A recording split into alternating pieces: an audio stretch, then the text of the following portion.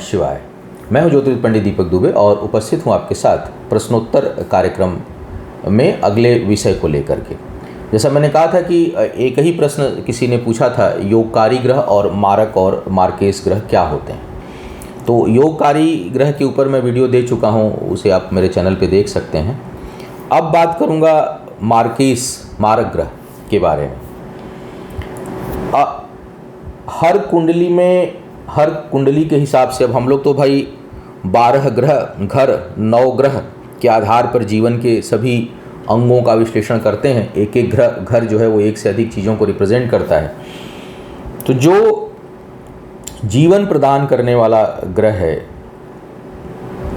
वो लग्नेश होता है। लग्न आपकी जो है, जिस समय आप पैदा हुए उस समय जो लग्न राशि उदित हो रही है, जो राशि वहाँ पर उस स्थान पर उदित रहती है, उस राशि को लग्न कहा जाता है। तो जो लग्न और उसका जो लग्न का स्वामी होगा वो लग्नेश होगा।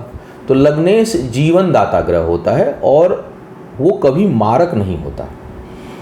सामान्य स्थिति में सप्तमेश को मुख्य मार्केश मान लिया जाता है, लेकिन कई जगह ऐसा देखने में आता है कि केवल सप्तमेश मारक नहीं होता। विशेष सूर्य और चंद्रमा सामान्यतः मार्केश नहीं होते। जैसे अब कुंभ लग्न की कुंडली में सूर्य सप्तमेश हैं, तो क्या सूर्य आपके लिए मारक होंगे? नहीं, सूर्य मार्केश नहीं होते। वैसे भी शनि उनके पुत्र हैं, तो कभी भी सूर्य मार्केश नहीं होते।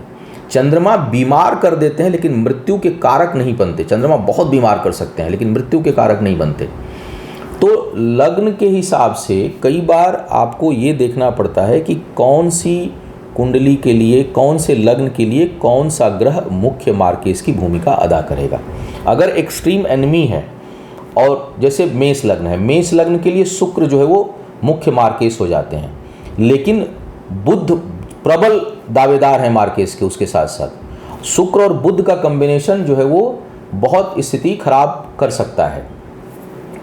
उसी प्रकार अगर धनु लग्न की कुंडली है तो धनु लग्न की कुंडली में अब सप्तमेश बुध है लेकिन बुध मुख्य मार्केश नहीं होते। धनु लग्न की कुंडली में भी मुख्य मार्केश शुक्र और सहायक में जो है वो बुध हो जाते हैं और शनि हो जाते हैं, क्योंकि मार्केश की गणना में सप्तमेश, कई बार सप्तमेश को देखना पड़ता है कैलकुलेट करके कि कौन सा बन रहा है। एकादश भाव का स्वामी, आपके छठे भाव का स्वामी, अष्टम भाव का स्वामी, ये ग्रह अक्सर कष्टकारी हो जाते हैं और इनका कॉम्बिनेशन बन जाता है। क्योंकि अगर लग्नेश का परम शत्रु है, अगर लग्नेश का मित्र है और सप्तमेश है, तो वो उतना प्रभावशाली मारक नहीं होगा।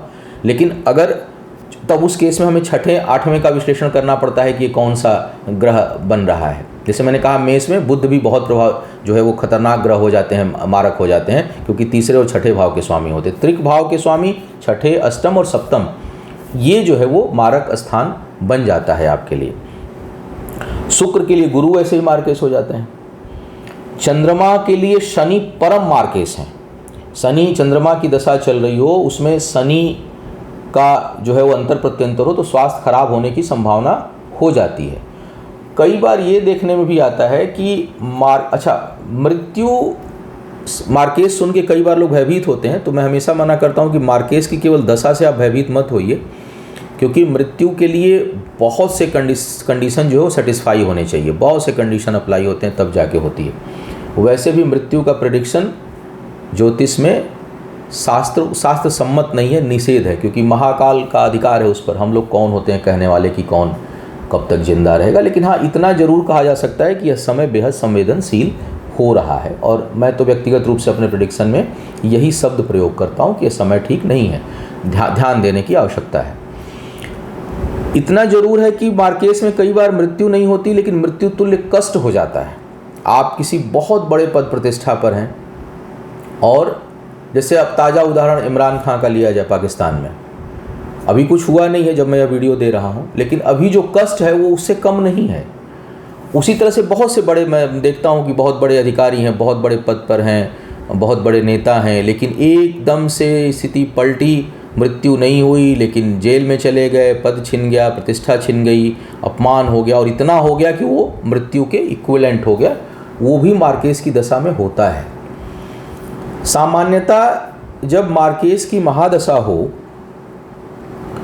तो उसमें जब लग्नेश का अंतर आए, मार्केश की महादशा हो और लग्नेश की महादशा है, मार्केश का अंतर है, तो स्वास्थ्य थोड़ा बहुत खराब होने की संभावना हो जाती है।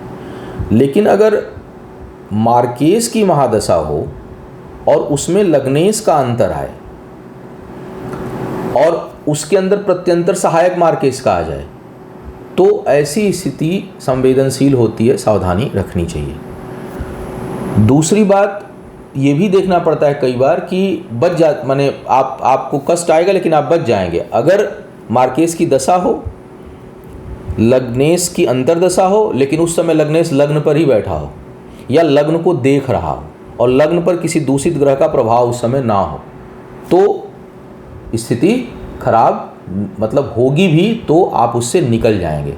लेकिन मार्केश की दशा हो, उसमें लग्नेश का अंतर हो और उस दौरान लग्नेश भी कहीं पाप करतारी ग्रहों में त्रिक भाव में कहीं छठे आठवें में बैठा हो, ग्रहण योग में बैठ गया, जैसे चंद्रमा है, कर्क लग्न की कुंडली हो, चंद्रमा चले गए जो है वो अष्टम में, शनि भी वहीं बैठे हों, शनि की महादशा चल रही हो, चंद्रमा की अंतरदशा चल रही हो, तो स्थिति बिगड़ सकती है। उसको पहले ही अगर वैसी स्थिति आ रही हो तो सावधान रहने की आवश्यकता है, संभलने की आवश्यकता है। कोई भी उस समय कोई भी रोग व्याध हो तो उसको छोटा मत समझिए, महामृत्युंजय अनुष्ठान, मृत संजीवनी पहले ही कराइए, तो सावधानी आप रख सकते हैं, क्योंकि स्थिति बिगड़ने की संभावना उस समय हो जाती है। तो अलग अलग लग्नों के लिए मार्केश अलग अलग होते हैं, और जैसे मिथुन के लिए मंगल मार्केश हो जाते हैं, कन्या के लिए भी मंगल मुख्य मार्केश हो जाते हैं, गुरु सहायक हो जाते हैं, चंद्रमा भी सहायक हो जाते हैं। उसमें मुख्य मार्केश नहीं होंगे लेकिन सहायक की भूमिका अदा कर देंगे, किसी चीज़ को इंक्रीज कर देंगे। शुक्र में गुरु में शुक्र, शनि में जो है वो चंद्रमा मंगल और गुरु, ये तीनों ही शनि को जो है वो ले खतरनाक है, सूर्य नहीं होते कभी भी। तो सप्तमेश, इसीलिए जो ये फार्मूला है कि सप्तमेश मारक होता है हमेशा, ये ठीक नहीं है। तो वो कैलकुलेशन भी कई जगह देख के समझ करके करना पड़ता है कि कौन से लग्न के लिए कौन सा ग्रह मार्केश होगा। और जैसा मैंने बताया कि अगर लग्नेश में मार्केश की दशा चल रही है तो उतनी समस्या आने की संभावना नहीं होती। लेकिन हाँ, अगर उसी लग्नेश की दशा चल रही है और लग्नेश भी उस समय कहीं फंसा हुआ है, लग्न को नहीं देख रहा, अशुभ प्रभाव में, उसी समय मार्केश की दशा चल रही है और मार्केश अंतरदशा है, मार्केश लग्न पर आ गए, तो उस समय कठिनाई होने की संभावना थोड़ी अधिक हो जाती है। तो इसलिए मारक ग्रह का आप विश्लेषण जो है वो लग्न के आधार पर सप्तम, एकादश, तीसरे, छठे, आठवें इन भाव के ग्रहों में अगर अधिक शत्रुता होगी लग्न से, तो उसके आधार पर कैलकुलेट करके देखना पड़ता है कि ये ग्रह आपके लिए मारक हो रहे हैं कि नहीं।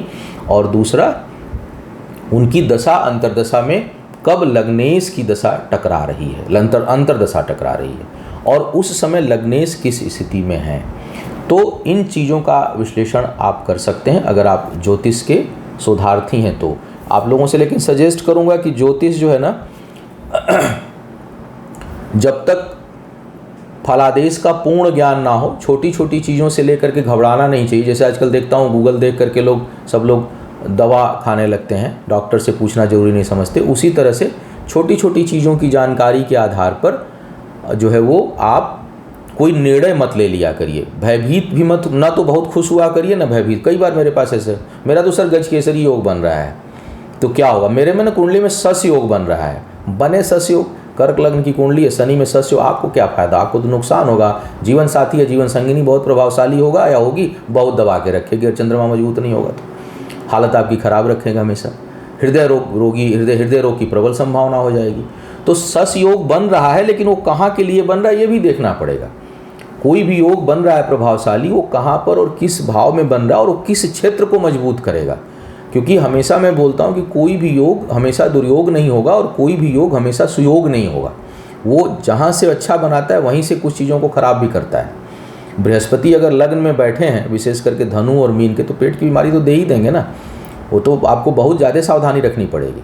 हाँ ठीक है कि वो व्यक्तित्व तो बहुत अच्छा देंगे, प्रसिद्धि बहुत अच्छा देंगे, चीज़ें बहुत अच्छी देंगे, लेकिन बीमारी दे देंगे साथ ही साथ, आपको कुछ ना कुछ आलस्य उत्पन्न कर देंगे और थोड़ा सा तुनक मिजाजी बना देंगे। तो ये कुछ चीज़ें जो है वो हमेशा हर योग, हर वरदान के साथ कुछ अभिशाप, हर अभिशाप के पीछे कुछ वरदान छुपा होता है ये।